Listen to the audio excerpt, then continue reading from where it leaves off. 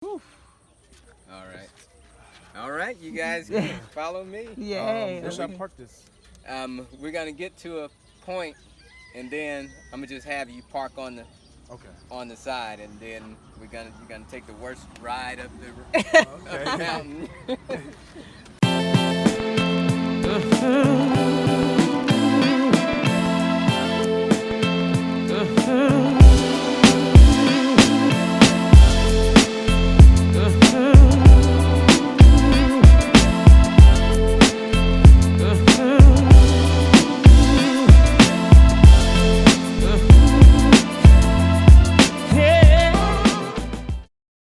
All right, we chilling with our friend Eric today.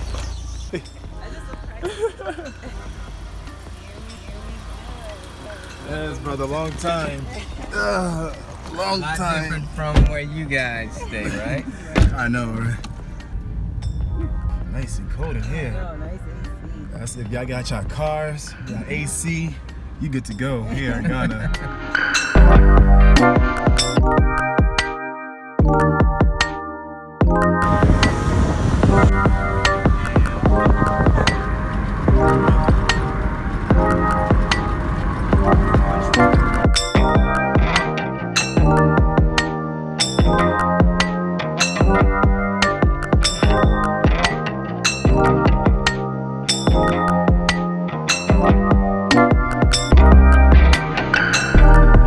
Now you guys are about to go on a very, very terrible ride. Oh, wow. I apologize ahead of time for what you're about to go through, but when we moved here, we had a almost a decent road. Now it's barely drivable now, so unless you have a four-wheel drive truck, so we really need to have a truck at this point, or we're gonna have to get the road fixed ourselves. Yeah. Nobody back here is gonna get the road fixed. Right. So Yeah. it's like, hey, let him fix the road. That's the issue, exactly. So yeah, you because are brave, brother. You are brave. so you see, I mean, you got the right vehicle.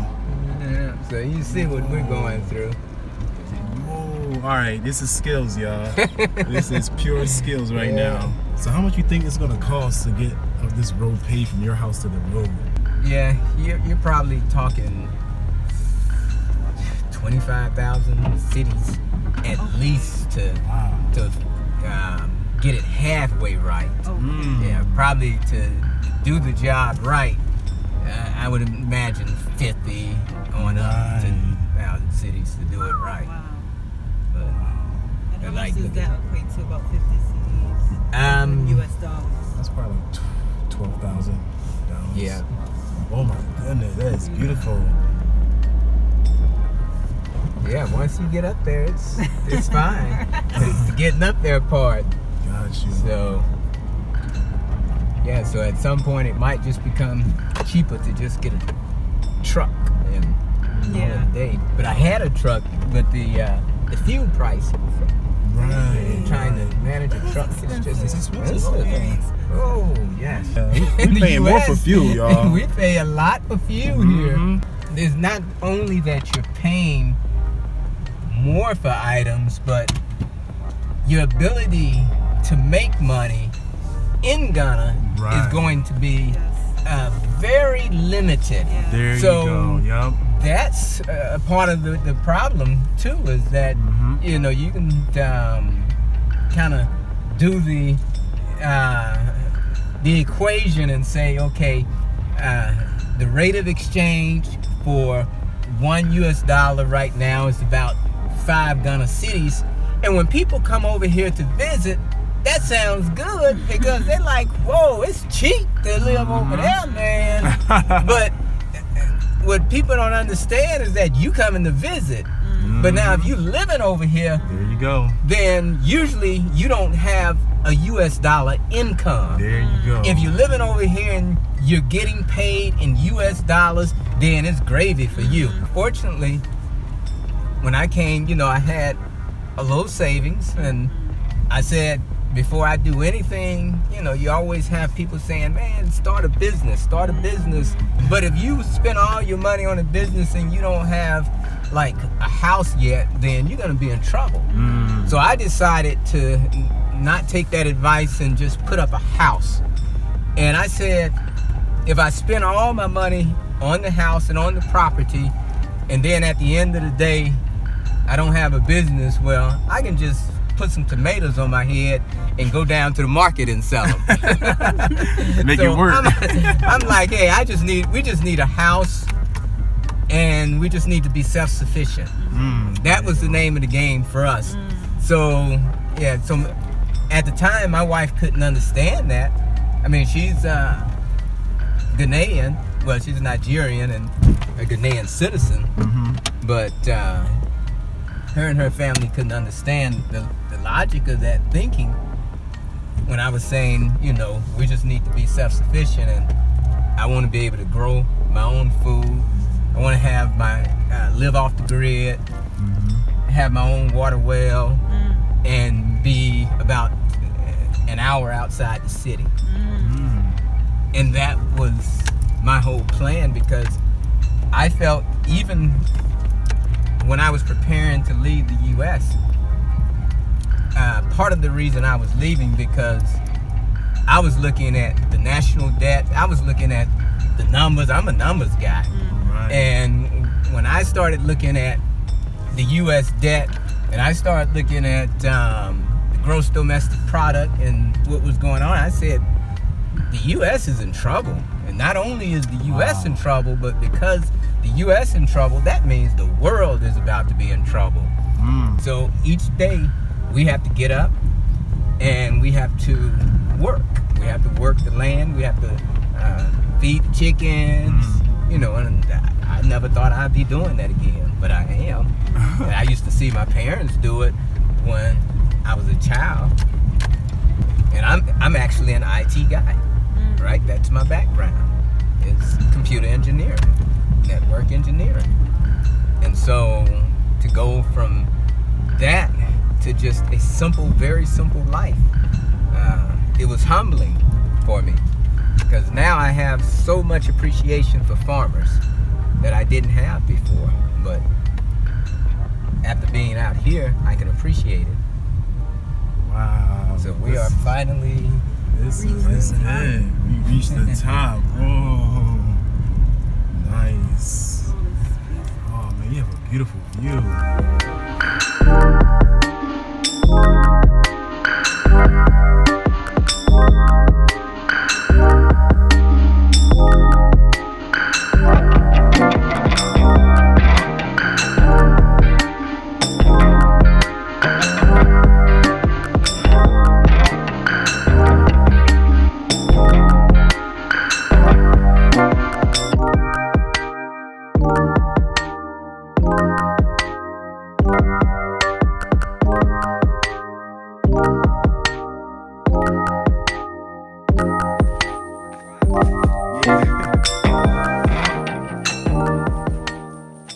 At one point, we had a nice garden back there, and then the rains came, and within a span of a week, our nice garden was nothing but weeds as high as my waist. So, You serious? one of the things, when we came here, I said we weren't going to be using chemicals, harmful chemicals. Right. So everything we grow has to be organically done, and that's tough. We're having to create ways or find ways to do things, to control pests, to control the weeds. Right. Like here, even all of this that you see now, the grasses were this high a few days ago, and I got so I finally got a weed eater. Okay. And we couldn't get a lawnmower because we have so many stones and rocks on our land. And so we got a weed eater, and I've been using the weed eater on them. Okay. So you just have to control some of it, because we have 5 acres here, so we can't very well control all of it. Exactly. It gets very expensive. Yeah, so we've started planting fruit trees that we got, of course, from Baba up the road. We got trees from him and trees from a few other places. And Yeah, so we've just been planting little by little. These are herbs, right? Yeah, we have like neem. Okay. You know, we have a lot of neem. Oh, I love the neem And trees. we use that religiously. Uh-huh. We had... Ghana's blessed with their neem trees, man. Yes, All over. absolutely. Now, my wife knows all of the herbs and stuff like these okay. trees and stuff much better than me. She had to tell me, you know, what they are. Bell peppers planted, Okay. tomatoes, cucumbers, spinach, squash, and let's see, she planted pineapple over there. Like here we have, well, we thought this was parsley, but it turned out to be carrots. We were eating it like we were eating. Like we thought, you know, so we be eating leaves, thinking they one thing, and they mature and it's something else. But I'd say, hey, we just found a new food. Yeah. I'm loving how you're learning and you guys are growing and experimenting things. And that's it. You have to experiment. Like I say, you're paying your dues. Like you see, we have the cucumbers even growing here. So we're trying to figure out what's the best way. And even we use like the neem spray to control the pests. Oh, okay. And the problem with that is if it's too strong, you kill all your plants. So we've done that a couple times. Just whoosh, and you know, so you're learning. So you had to dilute it with water? Yeah, you have to dilute it. And the neem oil, the thing is the neem oil is much stronger than the leaves because they get the oil from the seeds and it has much more of the chemical in it. So when you're using the oil, it has to be diluted pretty good. Otherwise, you're gonna kill your plants. If you'd asked me, let's say 5 years ago, would I be out here doing this? I'd have started laughing at you. But now, you know, it becomes a part of life. It's like, okay, this makes sense. Now I see why people do this. I see why people farm. They want to be self-sufficient. They don't want to be dependent on a system. You know, it's like I want to provide for myself. I can depend. Myself is about the only thing I can depend on in this world is the work that I perform. You know, so when you have a family and you guys decide that this is how we're going to live our life, then you don't have to be worried about, oh, is there going to be an economic collapse today? No, because if you have your own water, you have your own, you have solar, and you're growing your own food, then what do you care about a collapse, right? Your economy is sound. You taking care of your economy, and you like the greater economy might be doing bad, but your economy is fine because you've been responsible. And you came from a background when you had a big business. You have employees. Can you tell us a little bit about that? Yep. I actually have. I ran a company called New Technology Network Services that we actually supported, designed, and maintained computer networks. And that, and then I ran an online company, and I still do a little of that, but I'm transitioning out of that. And I've determined that at the end of the day, even though I make much less now, I'm much less stressful also. And so the trade-off, it makes it all worthwhile. It's like, you know, you can be at a point where, hey, you know, you have doctors and lawyers and they're making all this money, but they go to bed at night stressed out. They're still thinking about everything, and there's just no peace in their lives. So I didn't want to be at that place anymore. I just wanted peace. When I go to bed at night, I'm not thinking about anything. I'm going to sleep. I'm not tossing and turning and getting nervous and, you know, heart palpitations. That place is gone for me. So, and you know, when I come outside and just be in the farm, it's like I'm learning about, you know, nature and God. It's like you learn it in the farm. Everything that we go through, we see on the farm, and you can start relating to things. So it's just, it's a very, very peaceful environment. And did you come straight to this property when you moved to Ghana? No, we actually I was in Ashley Bowtree.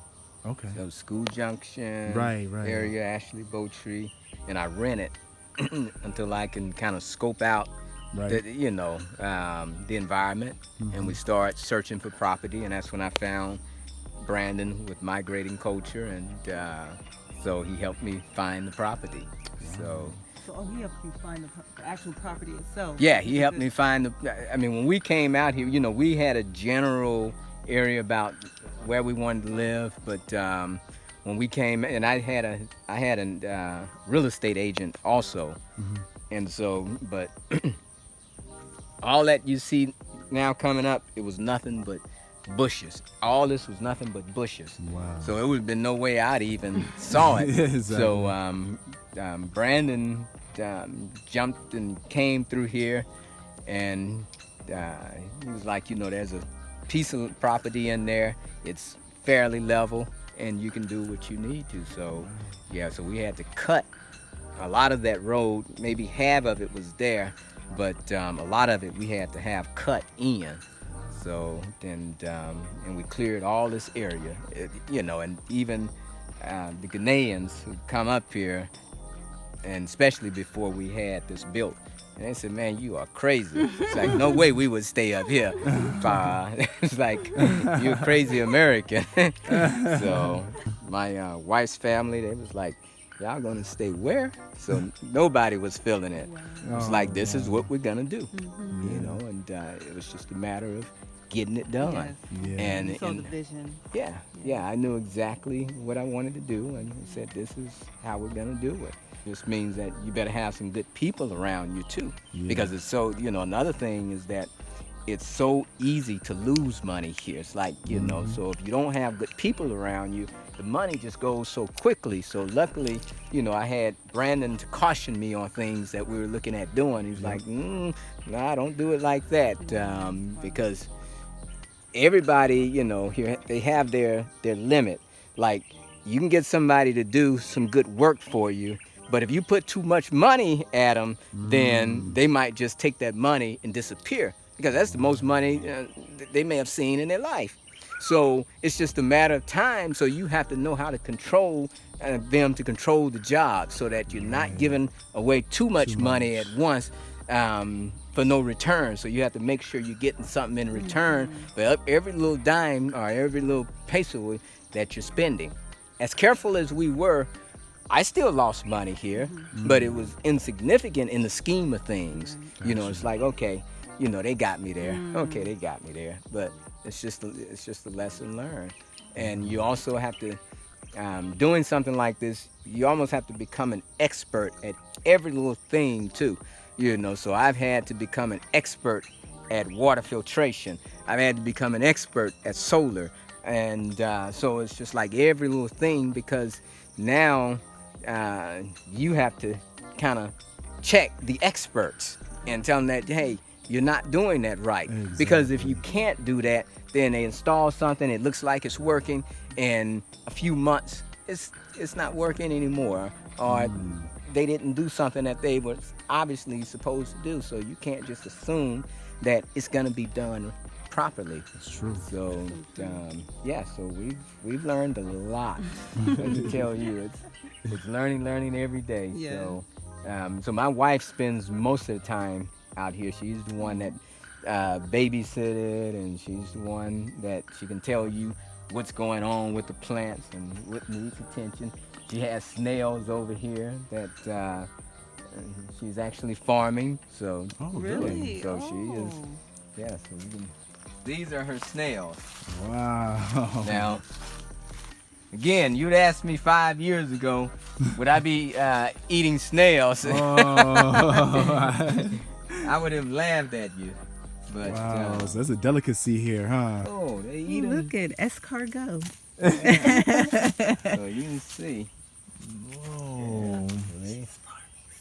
Yeah, so they eat them. Wow. She feeds them cucumbers and cabbages and. Wow. So. Nice and fat too. Nice. See if I can. Ah, it's interesting. Yeah. This one climbed up. Yeah, they climb up and try to get out. They try to escape. Hey, hello, madam. There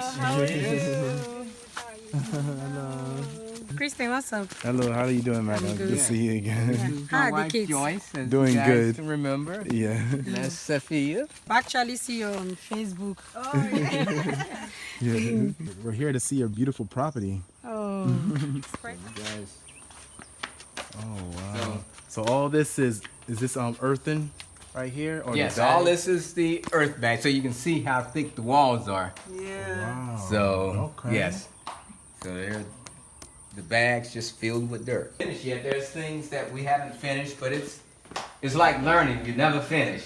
You just, Right. you know, you just Forever learning. yeah, you just always. I'm about to say, I'm about to like, Oh, that yeah, they glass.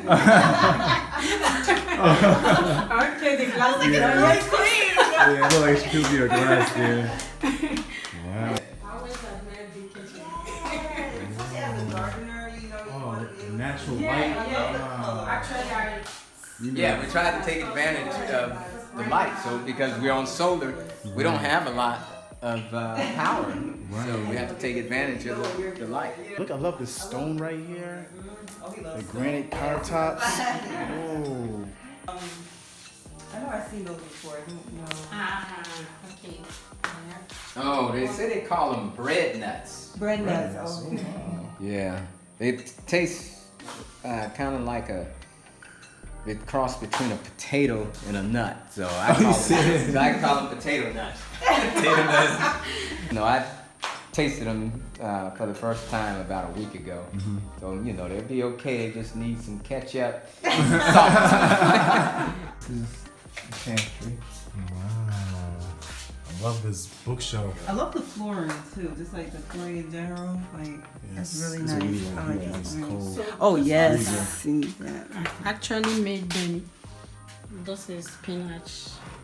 So So, powders, yeah. I Spinach. dry From the them. outside. Yeah, from my garden. So this spinach, and this is licorice, Mm. and this is watermelon. Have you always done this, or is it in? Wow. Okay, so you just learning. Yeah. See, and she thought I was crazy when I was talking about all this natural stuff, and now And she took she's it to an the next level. expert. Yeah, she's an expert. And I like how y'all guys take advantage of keeping the glass. Oh yeah. Yes. And that's another thing It's we've a learned. We commodity. don't throw anything away here. Wow. Man, you think that you don't need it, you just put it to the side. Right. Yes. And I'm experimenting with making colloidal silver now. Yes. You know, I mean, so antibiotics, I don't use that, you know, I don't go to the doctor and all of that stuff. It's Right. like everything that we need to survive, it comes out of the earth. You know, we already have the knowledge, and like colloidal silver, you don't need to take antibiotics. That's right. So, That's right. yeah, it's just that we've gotten so used to taking pills and something simple. Y'all gonna be able to make your own herbal shop soon. Like, have your own herbal store. Cause I'm like, I need that. And her sister even owns a pharmacy, and so since Really? they've met me, she's been changing a lot of the things in the pharmacy to be more natural and herbal. Wow. So yes, so that's the solar there. Wow, that's the solar system. So they came in and installed this for us. Did Brandon have to do with that as well, the soul, or just the building of the structure? of the home? He had to manage it, you know, to make sure that I was getting what I paid for. That's So nice. there was certain people that had to come in and do specific tasks. But even like the solar system, you had the solar people, then you had the electrical guy who had to coordinate. And a lot of times they would be blaming something on the electrical guy, the electrical would be blaming it on the solar people. So yeah, so he had to coordinate and make sure we got what we paid for. Right. We have to be very careful about how we use electricity, Yes. right? We're not in a position, we're not on the grid, so when it goes out, then we just go to sleep at night. It's like there's no more electricity. When we get up in the morning, and let's say, for instance, she wants to wash, well, she has to be careful about other things that she's doing. right? Because you only have a limited amount of electricity for the day. So if you're gonna be washing, you know, you can't very well, I mean, like the air conditioners we actually purchased from John. Yeah. And we've used them maybe 5 times because we just don't have the electricity. Just be turn the air conditioner on. We barely used the ceiling fans. Wow. Actually, this place is very cool. The building actually hold like in a hot environment, it gets cool. Yes. And you know, a cold environment, it retains heat and it releases heat. So And this is earth bags. yeah, and this is the earth bag type building. So it's fairly. And you would never know. It You just would never know. It looks Yeah, it regular. looks- yeah. And this is a beautiful master bedroom, by Yeah. the way. Yeah. I So like the floor choice. Yes. but you can see, and then the wind comes through here as well, and it gets very windy, just like out of nowhere. It like almost blow you away. This is actually half of the floor plan that I originally had. So when I was building, I didn't have enough money to build the entire house. So I told Brandon that I wanted to design a house where I can build a portion of it, and if I decide to build the rest of it in the future, I can extend it, or if not, it just looks like a finished house. On this side, as you're coming in, if we build the rest of the house, it would extend, and that just becomes a door to the hall, or the living room, as we call it in the States. Okay. And then there would be one additional room over there. So, yeah, so this is actually half of the house. But yeah, so we are in the middle of nowhere, so we have to, Yeah. let me see. You can see I usually go around the house cutting lights off because I'm thinking about how much solar is left. We should be doing that. Like, hey, I'm the light police. Oh wow. That looks delicious. Yes. So what kind of juice? This one is Oh, thank you.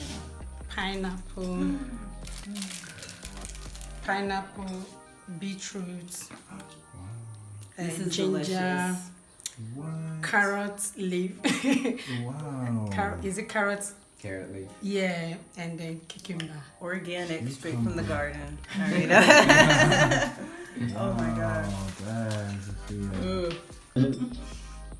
This is so good and so refreshing. It's not too much ginger, which I like. It's just enough. Much better than going out getting these Coca-Colas That's and right, that's these right. Sprites and all of these beverages full of sugar. It's true. We don't do it. Oh. Right. Clothes. I guess the Ram is- Yes, yes. So yeah, rent first so that you can understand the system and the do's and the don'ts about being in Ghana, because there's just too much that you don't know yet. And so you might think that, hey, I'm smart. Well, you smart for the U.S. or you smart for the U.K. because you know the rules there, but you don't know the rules here. So how did you find the land agent that you dealt with? What made them credible? So I actually found a real estate agent first. Right. And the real estate agent, I had my own checks and balances for that real estate agent to see, does he have an office? Does he have business permit? Is it a valid person? Is it just somebody who's showing up saying, I could find you some land? Can I find you? Do you have a real place? So and all those things was checking out, just common business sense. Those things checked out. I'd say, okay, I can deal with you. There's other people that know you, and they're using you. So, I was able to deal with this person. And then as we started looking for land, even with this land, when we found the land, and the land seller was working on behalf of the chief. that owns the family that owns the land. And so when we decided we really wanted to buy the land, we told them to show us the actual document ownership to the land. Give us copies of that stuff. And then we took it to an attorney and had the attorney tell us, whether this was valid or not. And so the attorney gave us a list of steps of what we need to see, has this land been published in a newspaper? I asked him for that. Has, what pieces of the lands have been registered, and, so so the attorney got involved. And even with getting the attorney involved, it was probably 3 hours worth of work. So it wasn't, like a huge expense. So, people, they get so fearful of spending the money on the attorney, but yet and still, you might do it, trying to do it without an attorney, and you've lost your whole life savings on making that move. So we just slowed down and said, hey, let's go to the attorney and see what the attorney says. If you're not careful, then you're gonna get had. So I say just come here, fill out the system, and understand what are the rules of engagement here. And once you do that, then you have a pretty good feel. And if you're ready to buy something then you can, you buy it then. But while you understanding the place, then just try and have fun. I'm coming here to Africa. I'm coming here not to be stressed to death, but I'm coming to supposedly be a bit more relaxed. And I tell people even visit. A lot of people come here and they don't visit first. So I say visit. Just come here. Before I decided to move, I came here and stayed a month. And that was my first time ever coming to Africa. And I spent, it was like in October, and I spent like that whole month here. And when I went home, I told my family, I'm moving to Africa. And so probably maybe 4 months later, I was, maybe 4 What about months people later. who said they can't afford to visit, but they can afford to just move over here? I've heard a lot of people say that this is all the money I have. And to that, I say you be very, very careful with that. Well, I appreciate it, Eric, man. It's been a blessing, man. Thank you for inviting us over. Hey, I enjoy it. Yes. Definitely. Now you know where we are. Yes. And hopefully, the people learn something from this and really, take their time before they move to Ghana. Yeah. If you prepare well, then everything will work out. You'll be happy. But if you don't prepare well, you're gonna have problems. Exactly. So definitely come back again. All right, y'all. Thanks for watching. Until next time, we're going to say peace.